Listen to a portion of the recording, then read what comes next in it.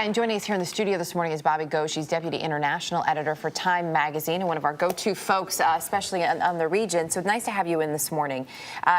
You had said at one point yesterday that Libya could actually have an easier road to hoe here than even in Egypt or Tunisia. But yet there are a lot of people who would say, wait a minute, this is even just looking at what happened yesterday with Gaddafi. It looks like there's not a lot of organization there. Yeah, they lack institutions. This man ruled this country for 42 years pretty much by himself. They lack institutions, and they're going to need help with that. But they have a very small population, 6.5 million people. They have enormous amounts of oil. And this is an amazing statistic in this day and age when so many countries around the world are worrying about debt. Libya's grand total debt is $0. So they've got a clean sheet on which to start. They're not looking for handouts from the rest of the world, but they're going to need a lot of advice, a lot of consulting, a lot of expertise, which the rest of the world is perfectly capable of providing. But as you know, we're talking about dozens of tribes that haven't gotten along in a long time. This is just a lot of deal-making that needs to be done here? A lot of it. But the good news is that that's what tribes do. Deal-making is what they've done for thousands of years. And they have a pot of money, giant pot of money in the table. So deals are not that hard to make when there's enough wealth to be shared. There'll be issues. I don't want to make this sound like it'll be Christmas. It'll be hard.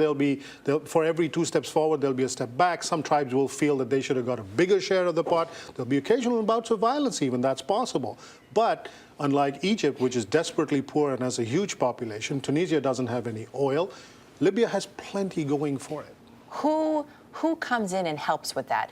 Diplomatically, what is the best choice there for the Libyan people to get them to accept some of these changes as well? I mean, is it the United States or is it other nations in the region?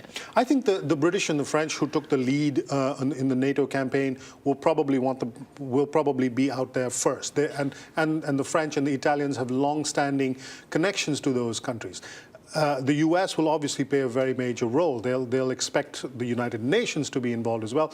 But probably the most significant role will be played by Libyans who lived and grew up around the world outside of Libya. A lot of Libyans, in fact, many fighters are people who grew up in France. And there's a huge Libyan American community that's just raring to go. A lot of people in the Transitional Council are actually Libyan Americans. So there are already Americans participating, if you like, in the rebuilding of Libya.